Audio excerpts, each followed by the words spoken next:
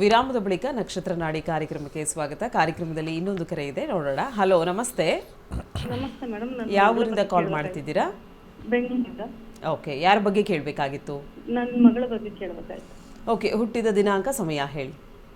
21/5/1998 ಬೆಳಿಗ್ಗೆ 7:12. 7:12 ಬೆಳಗ್ಗೆ. ಓಕೆ, ಯಾವ ಊರಲ್ಲಿ ಹುಟ್ಟಿರೋದು? ಬೆಂಗಳೂರು. ಬೆಂಗಳೂರಲ್ಲೇ ಹುಟ್ಟಿರೋದು. ಯಾವ ವಿಚಾರದ ಬಗ್ಗೆ ಕೇಳಬೇಕಾಗಿತ್ತು?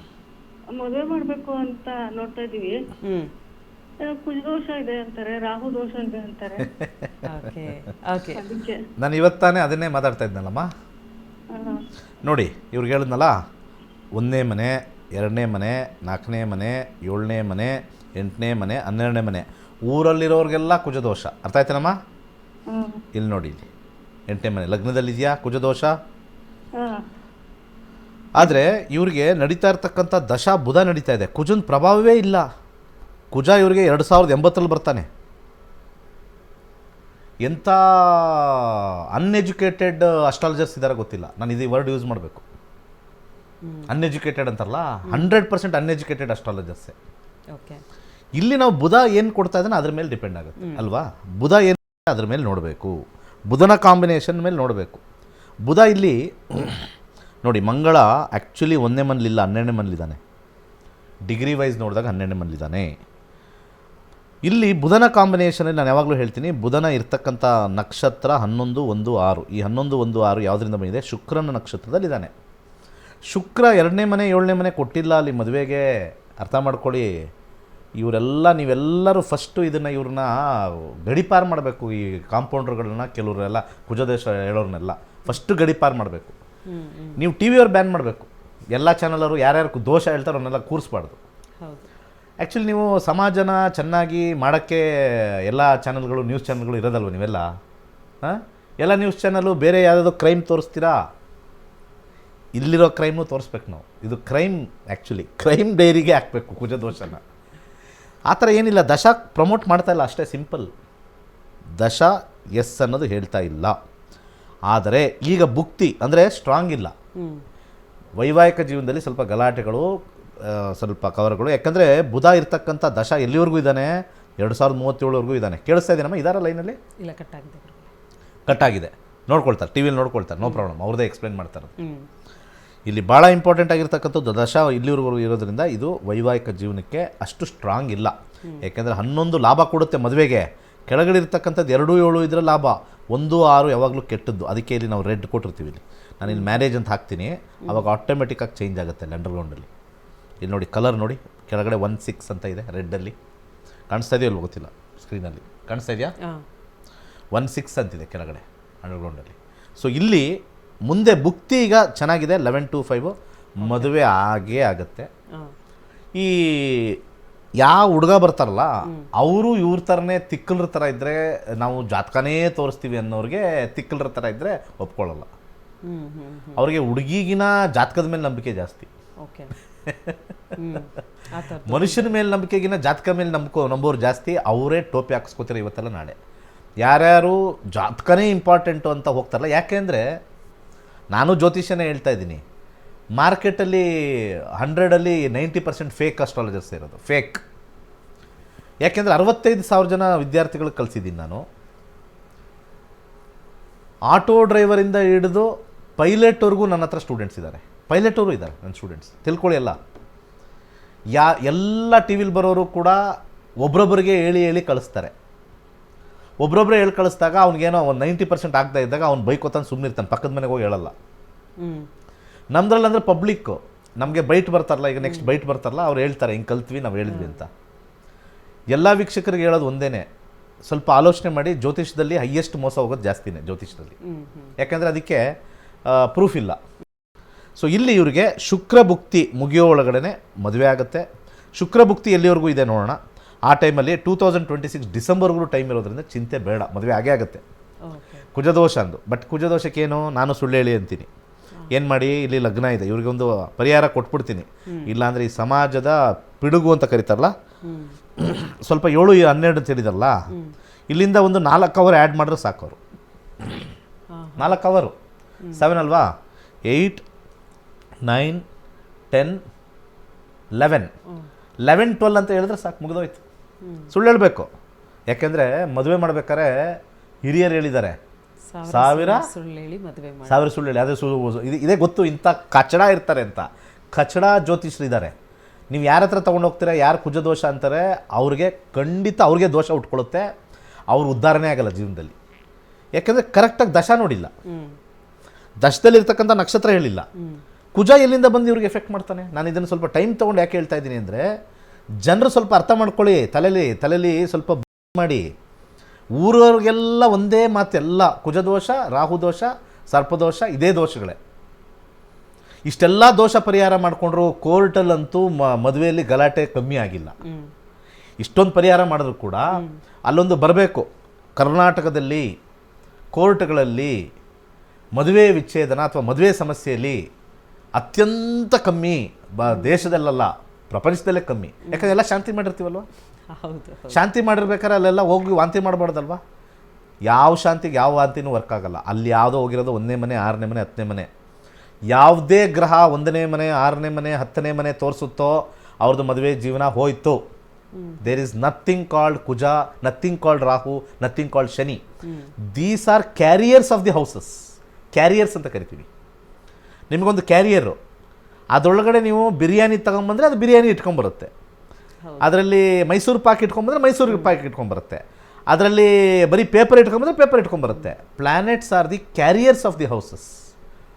ಈ ಕಾಂಪೌಂಡ್ರುಗಳು ಫಸ್ಟ್ ಬಂದು ಕಲ್ತ್ಕೊಳ್ರಿ. ಫಸ್ಟು ನಿಮಗೆ ಜ್ಯೋತಿಷ್ಯನೇ ಗೊತ್ತಿಲ್ಲ, ಬೆಳಿಗ್ಗೆ ಕೂತ್ಕೊಳ್ಳೋರ್ಗೂ ಗೊತ್ತಿಲ್ಲ. ಎಷ್ಟೋ ಜನ ಸುಮ್ಮನೆ ಡ್ರೆಸ್ಸಿಗೆ, ಆ ನೈಸ್ಗೆ ಕೂತ್ಕೊಳ್ತಾರೆ. ಅಲ್ಲಿ ಯಾರ ಜೊತೆನೋ ಒಂದು ಸಂಪರ್ಕದಲ್ಲಿ ಕೂತಿರ್ತಾರೆ ಅವರು. ನಿಜವಾದ ಜ್ಯೋತಿಷ್ಯನ ಯಾರೂ ಕೂರಿಸಿಲ್ಲ. ನಿಜವಾದ ಜ್ಯೋತಿಷ್ಯ ಅಂತಂದರೆ 100% ಹೇಳ್ತೀನಿ, ಕರೆಕ್ಟಾಗಿ ಯೋಚನೆ ಮಾಡಿ. ನೈಸಾಗಿ ಮಾತಾಡೋರ ಹತ್ರ ಹೋಗಬೇಡಿ. ಅವ್ರಿಗೇನೂ ಇಲ್ಲ, ಬರೀ ದೋಷ, ಈ ಪೂಜೆ, ಈ ಆ ಹೋಮ ಮಾಡಿಸಿ, ತ್ರಿಪುರ ಹೋಮ ಮಾಡಿಸಿ, ಇದ್ರ ಹೋಮ ಮಾಡಿಸಿ. ನೋ, ಇದು ಹಿಂಗಿದೆ, ವೈವಾಹಿಕ ಜೀವನ ಚೆನ್ನಾಗಿಲ್ಲ ಅಷ್ಟೇ. ಓಕೆ, ಆವಾಗ ಏನು ಮಾಡಬೇಕು, ಆ ಹುಡುಗ ಹುಡುಗಿನ ಕೂರಿಸಿ, ನೋಡಪ್ಪ ಜಾತಕ ಬಿಟ್ಬಿಡಿ, ನೀವಿಬ್ಬರು ಚೆನ್ನಾಗಿರ್ತೀರಾ, ಏನೇ ಗಲಾಟೆ ಬಂದರೆ ಏನು ಮಾಡ್ತೀರ ಅಂತ ಕ್ವಶನ್ ಹಾಕಬೇಕು. ಕೌನ್ಸಿಲಿಂಗ್ ಮಾಡಬೇಕು. ಇಲ್ಲಿ ಕೌನ್ಸಿಲಿಂಗ್ ಮಾಡೋಕ್ಕೆ ಯಾರು ಬಿಡಲ್ಲ. ಈ ವಯಸ್ಸಾದವರು ಮತ್ತು ಹಿರಿಯರು ಕೌನ್ಸಿಲಿಂಗ್ ಅಂದರೆ ಏನು ಅಂತಲೇ ಗೊತ್ತಿಲ್ಲ. ಅದನ್ನು ಬಡ್ಕೊಂಡೇ ಬಂದಿಲ್ಲ. ಜಾತಕದಲ್ಲಿ 36ಕ್ಕೆ 28 ಬಂತ ಚೆನ್ನಾಗಿರ್ತಾನೆ ಅಂದ್ಬಿಡ್ತಾರೆ. ಇವರಿಬ್ಬರು ಮಾತಾಡ್ಕೊಳ್ಳೋದೇ ಬೇರೆ. ನೀನೇನು ದುಡ್ಡು ಮಾಡ್ತೀಯಾ, ನೀನು ಯಾವ ಕಂಪ್ನಿಗೆ ಹೋಗ್ತೀಯಾ, ನಾನು ಯಾವ ಕಂಪ್ನಿಲಿ ಇದ್ದೀನಿ, ನೀನೆಷ್ಟು ದುಡ್ಡು ಮಾಡ್ತೀಯಾ, ನಾನೆಷ್ಟು ದುಡ್ಡು ಮಾಡ್ತೀನಿ, ನಿನಗೆ 3 ವರ್ಷ ಆದಮೇಲೆ ಎಲ್ಲಿರ್ತೀಯ ನೀನು. HR ಇಂಟರ್ವ್ಯೂಗಳು ಮಾಡ್ಕೊಳ್ತಾರೆ ಇಲ್ಲಿ. ಅದು ಬಿಟ್ಬಿಟ್ಟು ನನಗೆ ಕೆಲಸ ಕಳ್ಕೊಂಡ್ರೆ, ಕೆಲಸ ಹೋದರೆ ನೀನೇನು ಮಾಡ್ತೀಯ ಅಂತ ಕೇಳಬೇಕು ಕ್ವಶನ್. ಕೆಲಸ ಹೋಗುತ್ತೆ ನನಗೆ ನಾಳೆ, ಆವಾಗ ನೀನು ನನ್ನ ಜೊತೆ ಇರ್ತೀಯಾ ಅಂತ ಕೇಳಬೇಕು ಕ್ವಶನ್. ಇಂಥ ಕ್ವಶನ್ಗಳು ಟ್ರೈನ್ ಮಾಡಿರಿ ನಿಮ್ಮ ಮಕ್ಕಳಿಗೆ. ಕಂಟಿಂಜೆನ್ಸಿ ಅಂತ ಇರ್ತಾರೆ ಮ್ಯಾನೇಜ್ಮೆಂಟಲ್ಲಿ. There is something called contingency plan. Contingency ಅಂದರೆ when everything fails, what is your attitude, what is your mind set, ಅದನ್ನು ಇಲ್ಲಿ ಟ್ರೈನ್ ಮಾಡುತ್ತೆ. ಅಸ್ಟ್ರಾಲಜಿ ಅನ್ನೋದು ಮೈಂಡ್ ಗೇಮ್ ಅಲ್ಲ, ಅದು ಪ್ಲ್ಯಾನಿಂಗ್ ಗೇಮ್. ಅದು ಇದು ಇವರೆಲ್ಲ ಹೇಳೋದು ದೋಷ ಎಲ್ಲ ಮೈಂಡ್ ಗೇಮು. ದಯವಿಟ್ಟು ನಿಮ್ಗೆ ಹೇಳ್ತಾ ಇದ್ದೀನಿ, ಎಲ್ಲ ವೀಕ್ಷಕರು ಈ ಎಪಿಸೋಡ್ನ ಎಲ್ಲರಿಗೂ ಕಳಿಸಿ. ನಮ್ಮ ಯೂಟ್ಯೂಬಲ್ಲೆಲ್ಲ ಬರುತ್ತೆ. ಅಸ್ಟ್ರಾಲಜಿ ಈಸ್ ಎ ಪ್ಲ್ಯಾನಿಂಗ್, ಅದು ಗೈಡಿಂಗ್. ಅದು ನಿಮಗೆ ದೋಷ ಹೇಳಿ ನಿರ್ಮೂಲನೆ ಮಾಡ್ತಕ್ಕಂಥದ್ದಲ್ಲ. ನಿರ್ಮೂಲನೆ ಮಾಡೋಕ್ಕಾಗೋದೇ ಇಲ್ಲ. It cannot be washed. ಹಂಗೆ. ಓಕೆ ಗುರುಗಳ, ಎಸ್, ಕಾರ್ಯಕ್ರಮಕ್ಕೆ ಕರೆ ಮಾಡಿದ್ದಕ್ಕಾಗಿ ಧನ್ಯವಾದಗಳು. ಇನ್ನು ಕಾರ್ಯಕ್ರಮದಲ್ಲಿ ಮತ್ತೊಂದು ಕರೆ ಸಿದ್ಧವಾಗಿದೆ. ಹಲೋ, ನಮಸ್ತೆ. ಹಲೋ ಹಲೋ ಹಲೋ, ನಮಸ್ತೆ ಸರ್. ಯಾವ ಊರಿಂದ ಕರೆ ಮಾಡ್ತಿದ್ದೀರಾ? ಮೈಸೂರಿಂದ ಮೇಡಮ್. ಓಕೆ, ಯಾರ ಬಗ್ಗೆ ಕೇಳಬೇಕಾಗಿತ್ತು? ನನ್ನ ಬಗ್ಗೆನೇ ಮೇಡಮ್. ಹುಟ್ಟಿದ ದಿನಾಂಕ, ಸಮಯ ಹೇಳಿ. 22 ಸೆಪ್ಟೆಂಬರ್ 2003, 9 ಗಂಟೆ 3 ನಿಮಿಷ ಬೆಳಿಗ್ಗೆ. ಓಕೆ, ಯಾವ ಊರಲ್ಲಿ ಹುಟ್ಟಿರೋದು? ಮೈಸೂರಲ್ಲ ಮ್ಯಾಮ್. ಯಾವ ವಿಚಾರದ ಬಗ್ಗೆ ಕೇಳಬೇಕಾಗಿತ್ತು? ಮ್ಯಾಮ್, ಕೆಲಸದ ವಿಚಾರದ ಬಗ್ಗೆ ಕೇಳಬೇಕಿತ್ತು. ಈಗ ಗೌರ್ಮೆಂಟ್ ಎಕ್ಸಾಮ್ ಬರ್ದಿದ್ದೀನಿ, ಅಥವಾ ಬಿಸ್ನೆಸ್ ಫೀಲ್ಡ್ ಹೋದ್ರೆ ಬೆಟರ್, ಯಾವ ತರ ಅಂತ. ಓಕೆ, ಗುರುಗಳು ಮಾತಾಡ್ತಾರೆ, ಕೇಳಿಸ್ಕೊಳ್ಳಿ. ನಮಸ್ಕಾರ ಗುರುಜಿ. ನಮಸ್ತೆ ಗುರುಜಿ.